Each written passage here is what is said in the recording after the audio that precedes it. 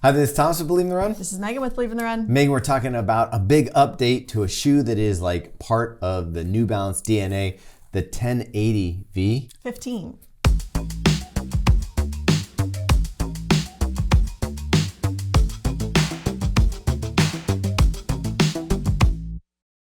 So they pretty much have totally redesigned this shoe.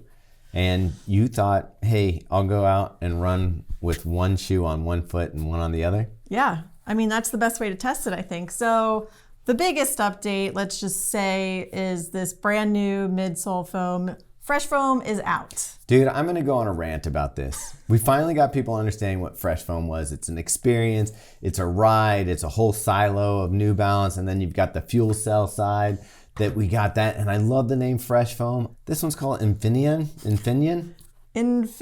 This sounds like it should have a disclaimer at the end of the video where it says may cause inflammation. You know, it sounds like one of those guys at a pharmaceutical company came up with this name. I don't like it. I can't not think minion when I think Ifinion. And so like an infinite number of minions? Like a bunch of little 1080s running around. Yeah. I mean, we'll get into the midsole and what it's made out of, but New Balance, please, before we go too far with this, let's just stick with fresh foam. Anyhow, let's get into the shoe. We should tell people this is a daily trainer. It's your mile gobbler. It's that premium daily trainer from New Balance is what the intention of the shoe is. Yeah.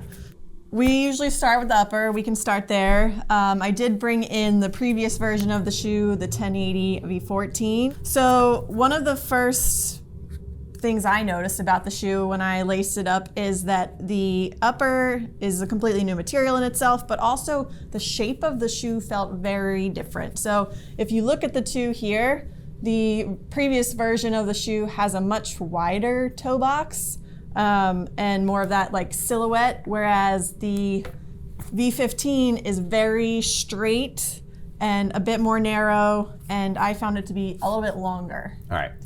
So this is great news for me. This fits my foot a lot better. I know that Megan's not in love with this because she's got a little bit of a wider foot, but for my narrow foot, this actually hugs it a lot better than the previous model. Now, people are gonna get worried because a lot of people go to New Balance for those wide shoes. I'm sure it will come in wide, but what this reminded me of, it feels like it's built on the same last as the SE Elite. So you look, this one got more narrow this year compared to the version before it, the V4, and now this kind of mimics that, and I felt like this is the daily trainer for the person that's gonna wear the SE Elite on race day. Yeah, I have to agree with that.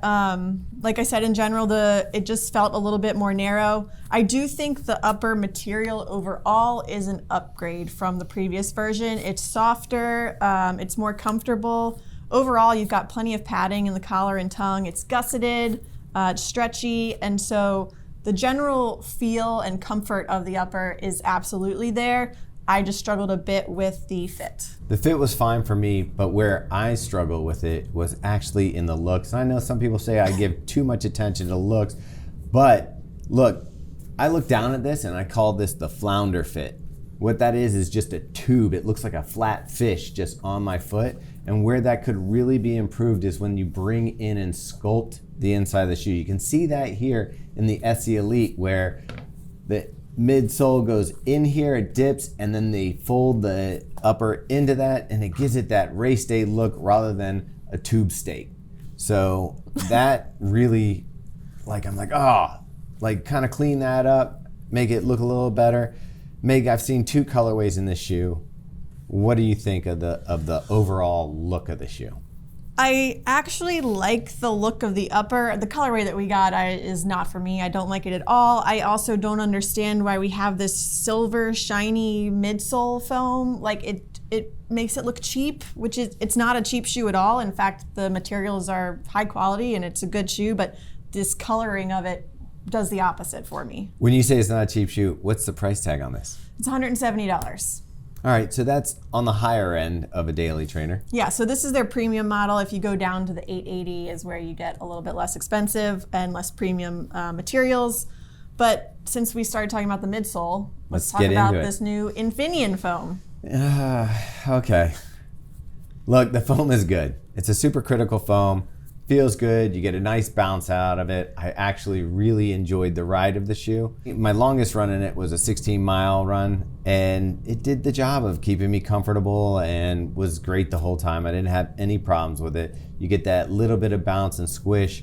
It's not going to be like a super shoe bounce or anything like that, but there is some liveliness to the midsole. Yeah, so as Thomas mentioned earlier, I went out for an 8-mile run and I put one of these on and one of these on. So I had V14 and V15 on because I really wanted to figure out what the difference was in this foam. And I have to say it didn't feel drastically different.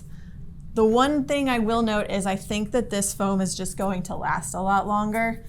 It's a little bit more bouncy, but it just feels like you can take this out for a 20-mile run and it's going to feel the exact same, whereas I think the fresh foam would start to die after a little bit. Yeah.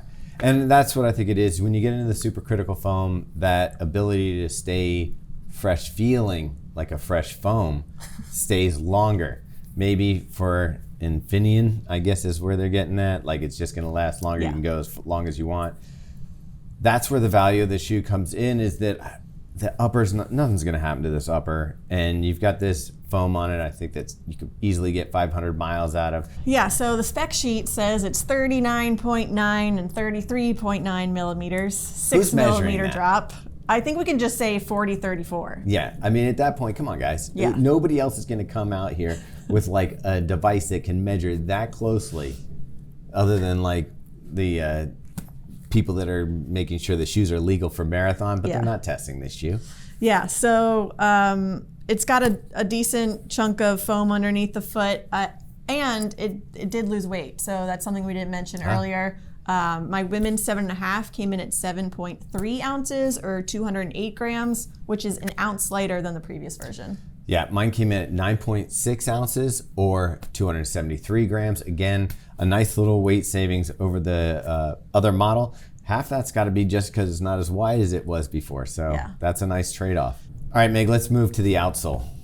It's pretty standard rubber. You say that, but a lot of people get upset when they slip and slide around when it's not getting the traction. That's true. The traction was pretty good. Yeah, it's sticky. It's good. This exposed foam that is the supercritical foam, yeah, you're going to see already a little bit of scuffing. It's not that bad. I mean, it's going to happen on a shoe, and it's not going to affect the foam.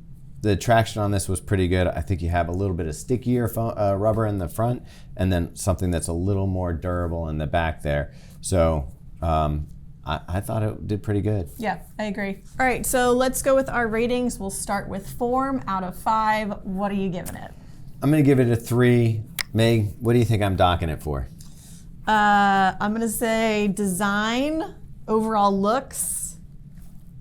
Yeah, that little bit of wrap in the arch, that flounder fit, just doesn't work for me. I'm not sure this is the shoe that jumps out at me when I see it on the wall of shoes. If I'm going shopping at my local running retailer and I see this on the wall, I don't know that it's going to pop out at me like some of the other shoes. Like style is really getting up there and competitive in these brands, and I'm not sure this one is popping. Yeah, I'm going to have to agree with you. I'm going to give it a 3 as well. It's just not, it doesn't feel like an upgrade in a straight line trajectory of an upgrade. It feels more like a parallel move and like a shift. Yeah, and maybe not even one that I wanted. And this will go into the fit, but which I guess we can just roll into. So fit out of 5, what are you giving it? All right, I'm giving it a 4. Places I'm docking it for are that cradling of the arch here, and I found the shoe runs a little bit long, but I'd be nervous to go down a half size because of the way that the shoe fits. I'd be willing to try it, but right now, if you're getting your regular size, it's gonna run a little bit long. Yeah, I also found it was a little bit long. I had a little bit too much room up in the forefoot here, but what really was my problem was this narrow fit. It stretches, so it's not the end of the world, but I just preferred the previous version's fit so much better. What's your score? It's gonna be a 3. All right, that leaves function. All right, so out of 5, what are you giving it? I'm gonna give it a 4. I'm also gonna give it a 4. I do feel like this is still a quality daily trainer. You can get lots of miles out of it. The foam is not gonna die. it's nice and it's reasonably light for a daily trainer, and it has that really comfortable padding and upper that you expect in a daily trainer. It's just, yeah, it's not my favorite. Yeah, I'm giving it a 4. If you don't look down, it feels good. I really enjoyed the miles I had in the shoe to get to the testing, level that we were going to get it to. The long run, it felt pretty good. I think some people are really going to enjoy this shoe, especially if you do like the looks.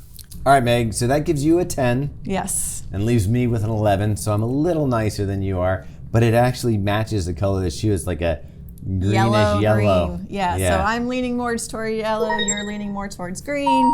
Again, it's a quality shoe. It's just, it doesn't feel like a solid update, and all of the branding changing feels confusing. Again, please, fresh foam it.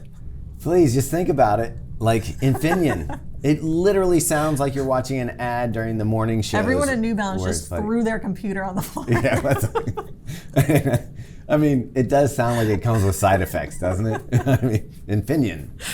Okay. Are you feeling blue? Would you like to enjoy your run? Try Ifinion. And then it would have some people jogging, some people walking. Side effects include, loose bowels, something like that. Anyway, that's it. I went on too long. I'm gonna get in trouble. Yeah. But it's fine. We gave you our honest feedback once again. So you know how you can get more of this? You can subscribe to our channel. Yeah, so if you haven't yet liked this video, Carl's dying. You can find us on social media. We're on Instagram. If you prefer your reviews in written form, we have a website. You can go to believeintherun.com and check them all out there. Yeah, and there's a podcast. Yes, we have 2, The Drop and Fuel for the Soul. Most likely we'll be talking about this on The Drop as well. Yeah. Yeah. We can get Robbie's opinion on the name as well. Sure, this will be the last time we're around. New Balance Legal is going to shut us down. So enjoy all the videos that you can now before it goes and the channel's gone.